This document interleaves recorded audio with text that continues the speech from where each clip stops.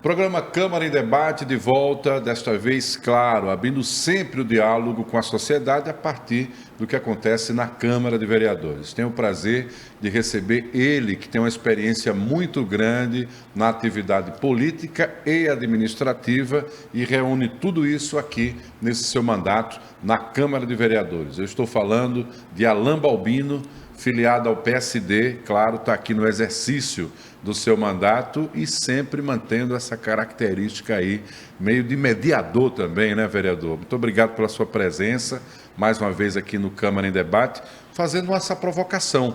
Esse é um momento justamente de mediar para avançar nas conquistas também do seu mandato?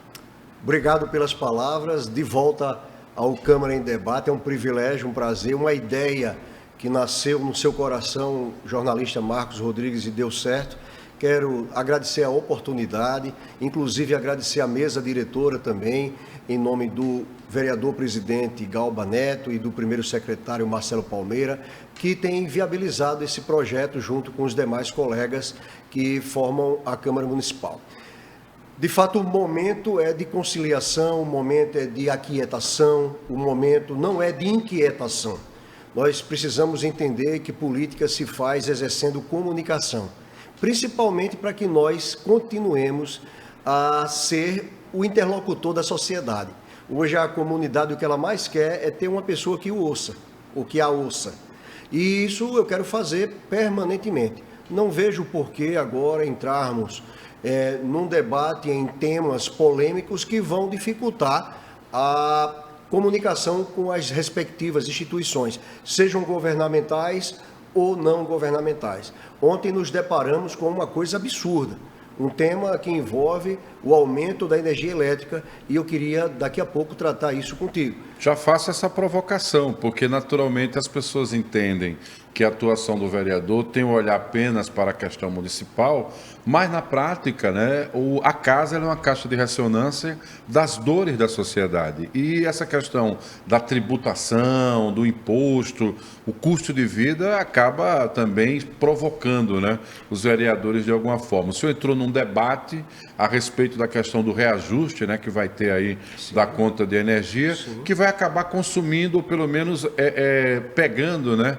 o que foi um pouco aí o desconto previsto para o combustível, né, vereador? De alguma forma, elas por elas, é isso? Se a sociedade não reagir, as coisas vão acontecer e ela vai aceitar como se fosse algo normal, algo comum, e não é. Existe uma necessidade de que seja comprovado o real faturamento da empresa Equatorial Alagoas. Hoje o faturamento tem uma previsão de 2 bilhões e 400 milhões de reais.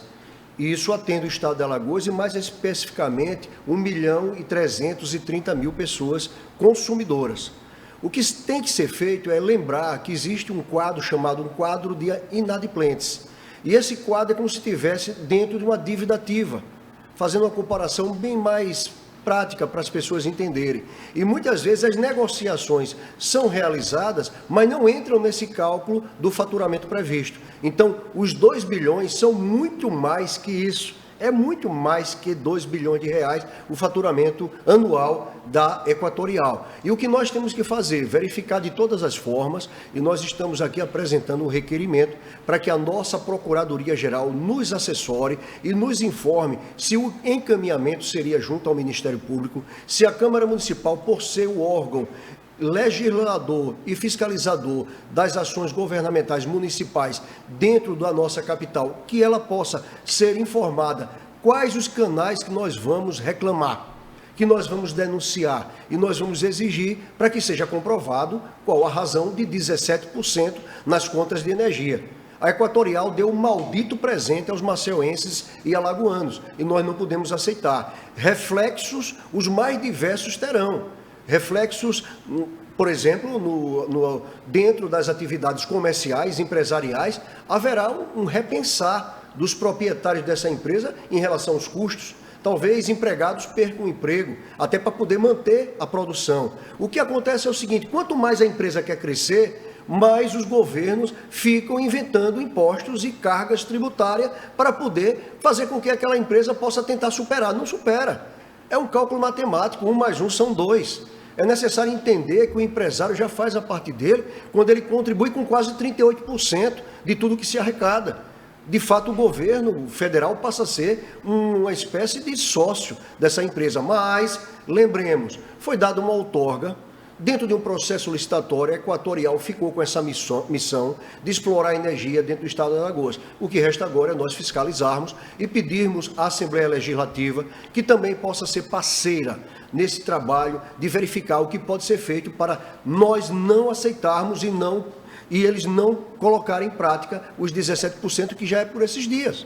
Então, de alguma forma, né, fazendo um trocadilho bem-vindo, é jogar luz aos fatos do que está acontecendo. Aos fatos. Há um trabalho lindo sobre energia solar, que inclusive está sendo discutido, e esse trabalho, acredito que até o mês de agosto, eu possa apresentar à Câmara Municipal de Maceió como sendo uma das viabilidades para as áreas mais distantes e mais carentes do nosso estado, que são as comunidades situadas, por exemplo, em regiões como Benedito Bentes, que nós temos diversas comunidades ali inseridas, são mais de 200 mil habitantes. E o município seria um dos incentivadores da energia solar, mas ele bancaria a energia solar, até porque o próprio município, ele economizaria com isso. Aquele campo ali, chamado Benedito Bentes, nós temos uma área imensa que pode ser explorada nesse sentido. Eles chamam hoje de fazendas, né? De fazendas. E o próprio município pode ser o quê? Um promovedor de um ganho social para aqueles que têm baixa renda. E ambiental, né? E ambiental. Uma energia limpa. Né? Muito bem colocado, Marcos. E outro ponto muito importante é essa questão do residencial. Veja a dificuldade, quantas pessoas trabalham, suam para poder pagar a sua energia elétrica, né? Passa a ser um componente, talvez a matéria-prima mais cara de uma família. E agora, com 17%, não houve 17% em cima do salário mínimo. Não houve 17% de aumento em outras situações que envolvem o ganho familiar. E por que nós aceitarmos? Então é esse ponto que eu trago com muita preocupação. Aconteceu ontem isso, eu publiquei nas minhas mídias sociais, está lá Alain Balbino, @AlainBalbino.oficial, no meu Instagram. Então eu peço a vocês que me acompanhem, dê sugestões, eu estou copiando todas as sugestões que estão chegando dentro do meu canal de comunicação. Então esse tema me preocupa, até porque existem outras alternativas de energia. Agora não é a Equatorial que vai ditar o que ela deve fazer aqui no estado de Alagoas. Ela tem que ouvir também os poderes constituídos, principalmente os poderes fiscalizadores da capital, onde ela está sediada, e também estadual, onde a Assembleia Legislativa tem também esse poder fiscalizatório. Pois é, essa frente parlamentar, né, mista, né, já que poderia envolver o município e o estado, pode criar esse debate, abrir esse debate e colocar os entes para falarem de um modo geral, né, o próprio município, as empresas, a população de um modo geral. O senhor já sabe quem é que paga pelo desvio de energia? Porque, lamentavelmente, é uma coisa que ainda é presente, né? Isso entra na nossa conta de nós que somos os que pagamos fielmente, ou é outra e vai para outro campo ali na operação da empresa? Isso já foi revelado de alguma forma? Um estudo recente mostra que o que é desviado de energia no Brasil, se fosse recuperado, daria para bancar 4, 5 estados brasileiros, estados grandes. E isso quer dizer o quê? Que o montante de energia desviado prejudica aqueles que pagam em dia. Quem está em dia. Prejudica quem não tem gato em casa. Então é isso que preocupa também, é uma falta de ética ou de honestidade de algumas pessoas, né? E muitas vezes a gente nota que não são só pessoas comuns, não. São também empresários que muitas vezes furtam a energia para poder ter um ganho maior na sua empresa. A única coisa que eu digo é o seguinte: se a Equatorial identificar quem faz gato, tome as medidas legais, as medidas policiais. Melhor dizendo, eu não sou favorável, nem você é favorável, nenhum alagoano é favorável para quem desvia energia. Puna! Acontece que muitas vezes quem desvia energia utiliza-se das ações judiciais para continuar ainda fazendo o errado. E muitas vezes essas ações judiciais elas demoram muito para que elas possam ser julgadas. Mas evidente que o Brasil, por ter uma democracia e legislações as mais diversas, faz com que o nosso país se engesse. Então, esse ponto é onde nasce a importância do político. O político, ele, quando sai de sua casa, eu acho que uma das coisas mais importantes para dizer sobre o que é ser uma atividade política, é ele imaginar que ele está saindo da sua casa para poder ser a sua voz aonde ele estiver. Seja numa visita, numa reunião, numa audiência. Hoje, no caso, teve Câmara Municipal, eu vim para a sessão, e a gente aqui está atento para quem chega numa galeria e chama você com as mãos e diz assim, eu quero conversar contigo, e de repente é uma pauta tão interessante, e de repente é uma pauta que lida com segurança, é uma pauta que lida com a questão alimentar, é outra pauta que lida com o meio ambiente, e vem de pessoas as mais, eu diria que as mais simples. Os mais graduados às vezes demoram a chegar, mas esses que são os cabeças pensantes, que são as pessoas que têm um talento, que gostam de estudar, que estão ali trabalhando, suando para ter uma oportunidade, de repente quer dividir algo que ele descobriu, de repente esse canal aqui é muito importante. Quantos projetos foram apresentados na Câmara Municipal vindo de pessoas curiosas, de Instagram. Muitas vezes a gente está acompanhando o nosso Instagram e vem lá uma sugestão. Por que não, vereador, você faz isso na capital? E a gente analisa, verifica a questão da constitucionalidade e aplica. Acho que essa voz, a comunicação tem que ser permanente. E essa descredibilidade, onde muitos aí acusam, não, porque a classe política não presta, não, porque, olha bem, não generaliza. Não generaliza, porque onde eu chego eu tenho prazer de dizer que eu sou político. Onde eu chego, eu tenho prazer de dizer que a minha vocação é ouvir as pessoas e tentar ser a voz de você onde eu estiver. Então, não generaliza, nós temos boas pessoas, nós temos pessoas competentes, nós temos pessoas que estudam, se especializam, se qualificam para poder te representar. Então, não vejo isso como algo que possa nos desmerecer ao ponto de desmotivar. Pelo contrário, se vier a crítica, a gente responde. Que vocês possam punir aqueles que não te representam bem, de uma forma que ele não volte mais a ser eleito. O grande problema está exatamente no voto errado no dia da eleição. Tem que ser um voto espontâneo, tem que ser um voto que possa ser dado, que a pessoa possa dizer, agora sim, eu estou seguro no mínimo 4 anos. Então esse ponto que eu acho de que a Câmara Municipal despertou. Eu acho que a Câmara Municipal e o programa Câmara em Debate é uma das coisas que, quanto mais vocês ampliarem, melhor. Eu tenho uma promessa do presidente Galba Neto de nós levarmos a Câmara Municipal para a área externa, quer dizer, vamos ter a primeira Câmara descentralizada. É que a ideia é de fazer audiências, né, para discutir com a sociedade no período noturno, para facilitar a presença do cidadão, do trabalhador, isso, de um modo geral. E a demanda daquele bairro já ser ali mediada com isso, entes também do município. Então, muito o senhor gostou dessa ideia? Eu sou apaixonado. Eu sou apaixonado por essa ideia, porque essa ideia nasceu no meu coração.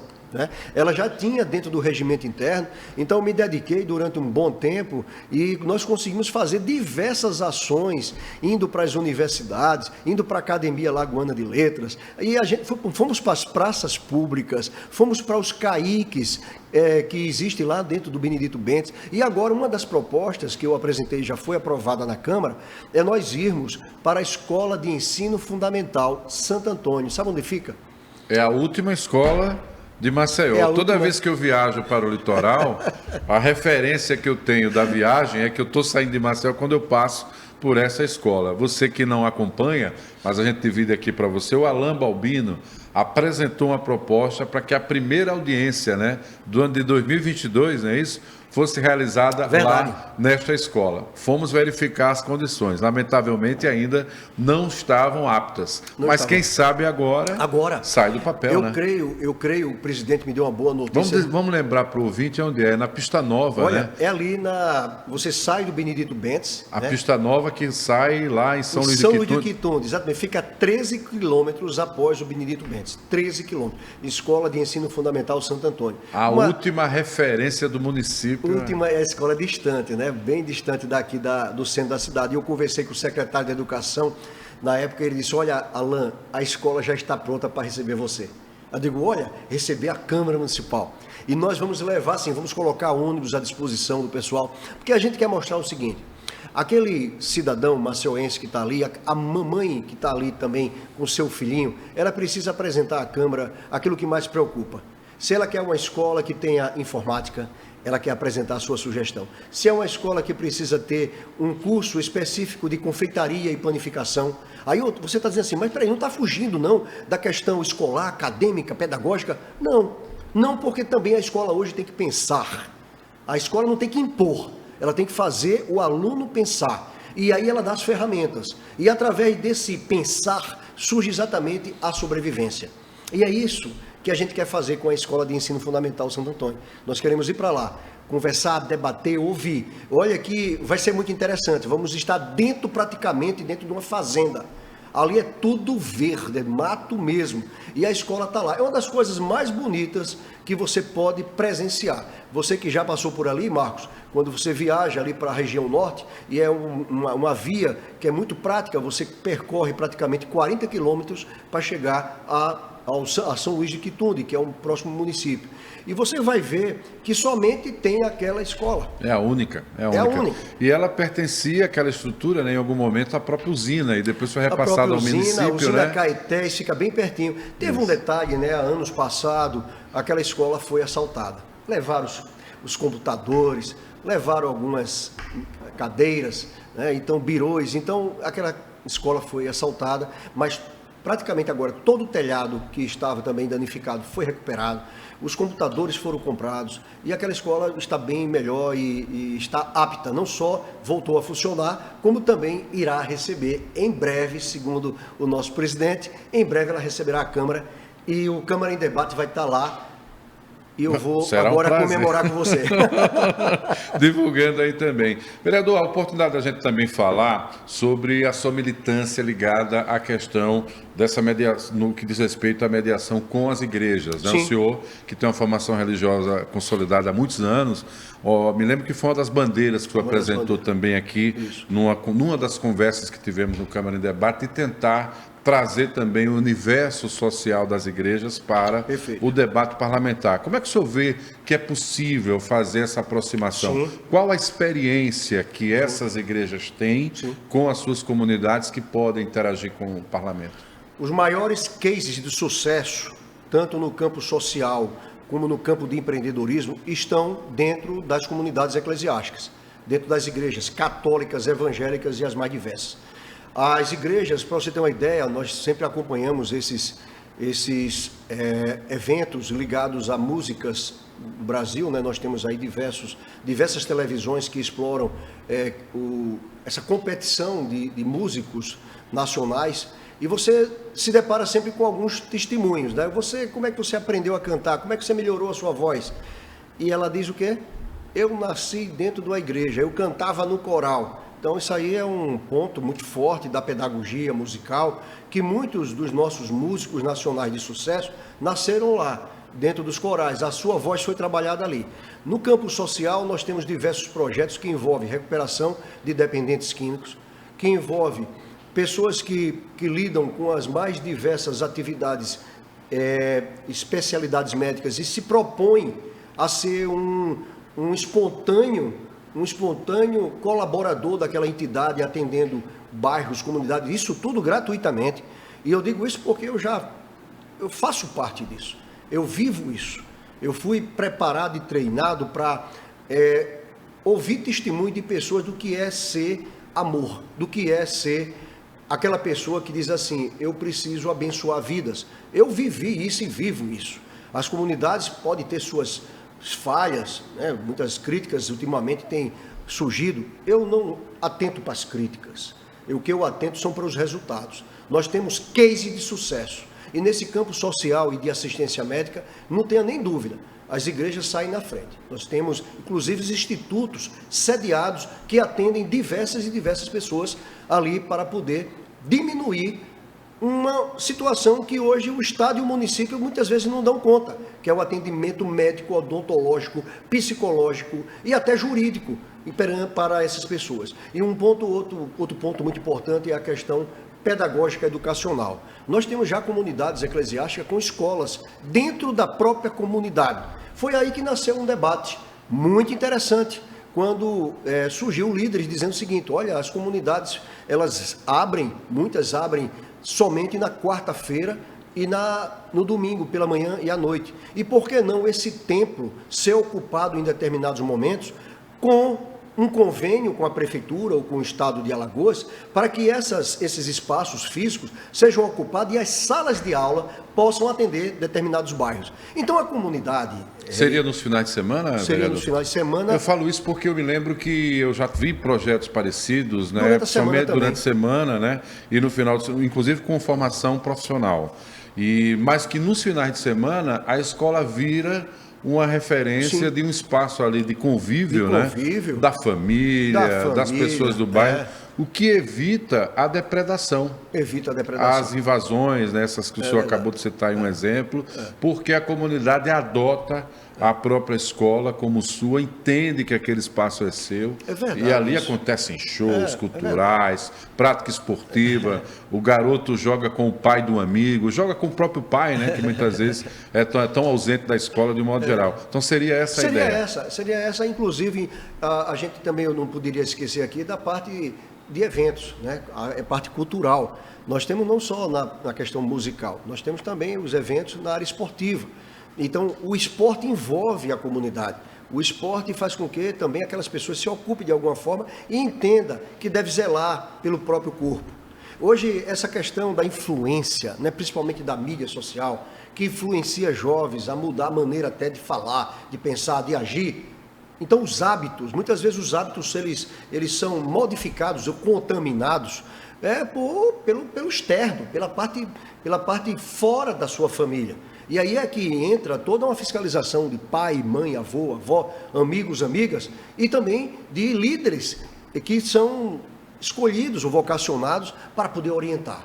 Então, eu creio que nós estamos diante de uma valorização.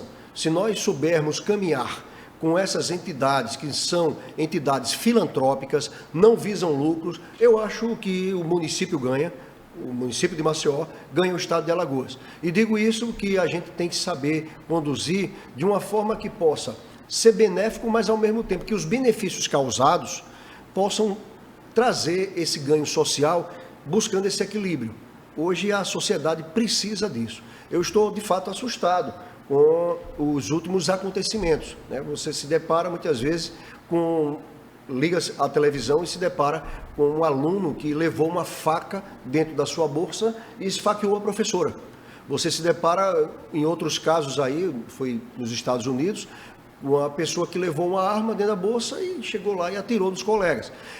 O que está acontecendo com a nossa sociedade? Que deformação é essa social? Como o município pode interagir? Hoje, uma das coisas mais importantes que a secretária de Educação do município e também o secretário de Educação do Estado tem que fazer é ouvir os especialistas.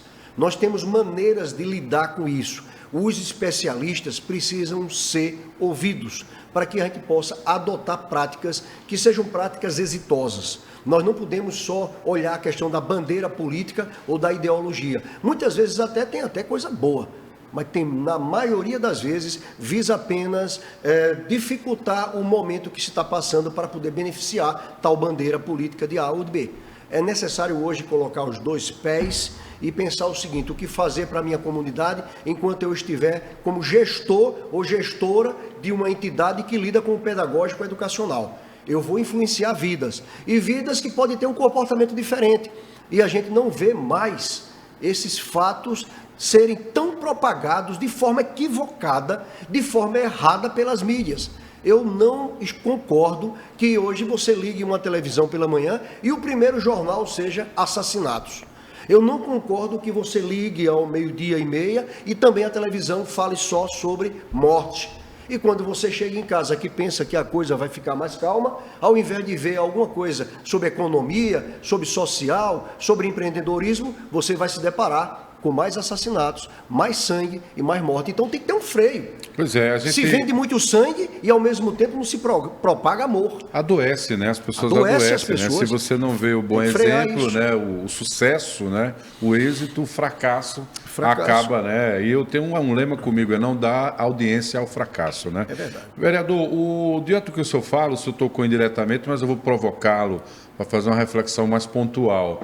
O Brasil viveu recentemente, uma situação muito delicada no tocante à polarização política, né?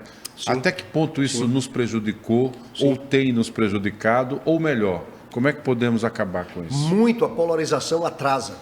Eu trouxe um tema ontem para a Câmara, vocês presenciaram, muito importante, que é sobre essa votação do artigo 28, a inconstitucionalidade do artigo 28, que trata sobre a liberação e comercialização das drogas no Brasil. Esse tema é muito importante, só que esse tema sequer ontem foi falado nas principais mídias do Brasil, por conta ainda de estar se reacendendo o debate entre os dois últimos candidatos que enfrentaram a presidência da República.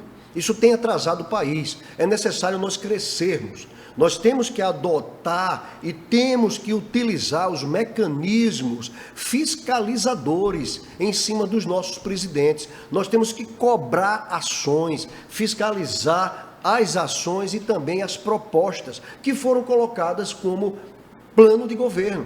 E ontem, nesse tema, eu digo, acompanhe o que as televisões vão mostrar. E, sinceramente, o que eu vi foi pouca propagação. E nós temos hoje uma lei que tem um artigo que ela normatiza, que ela cria situações de recuperação do dependente químico, fortalecimento desta pessoa junto à sociedade, incentivos para que ele possa ser reinserido na sociedade. Mas se isso tudo cair e as próprias entidades cuidadoras dessas pessoas, que são os centros de recuperação, também não mais existir, será um caos no Brasil. Esse tema é importante, eu trouxe ontem, está lá em Brasília, trouxe para casa, a gente discutiu aqui com os colegas, mas só a Câmara de Maceió, só a Câmara Municipal de Maceió, só os vereadores de Maceió que trouxeram esse assunto. Mas é necessário nós propagarmos ele para todo o estado de Alagoas e dizer para as famílias, fiquem atentas, nós temos senadores e deputados federais que nos representam. Então o foco da polarização da presidência da República está machucando o país, está sangrando o país, está atrasando o país e nós estamos sendo muito mal vistos em todo lugar que a gente chega. Baseado em quê? Talvez em vaidades pessoais ou até em bandeiras, repito, políticas retrógradas, atrasadas, que só têm trazido para o país grandes prejuízos. É necessário a gente rever. Para ser candidato, eu tenho que me filiar a um partido. E, ao mesmo tempo, quando eu me filio a um partido, eu tenho compromisso também de fidelidade com o partido. Existe toda uma situação que prende o político no sentido de que ele possa agir de acordo com o que o partido pensa e defende. E eu tenho acompanhado o meu partido. Meu partido é o PSD. Eu tenho acompanhado e tenho feito as minhas considerações, tenho mostrado a minha fidelidade. Mas é necessário um repensar da sociedade, porque esses temas que estão sendo trazidos de Brasília são muito preocupantes e, infelizmente, há ainda polarização, como você colocou, Marcos, ainda prejudica todos nós. Lamentavelmente, né? Vereador Alain Balbino, do PSD, conversou com a gente aqui hoje no Câmara em Debate. Se quiser saber mais sobre ele, repita, por favor, o endereço da sua rede social, vereador. alanbalbino.oficial. Esse daí é o endereço, você vai lá, confere tudo. E você se encontra comigo no próximo Câmara em Debate, sempre trazendo a opinião, o que pensa o parlamentar aqui na Câmara de Maceió. Até a próxima. Até a próxima. Muito obrigado.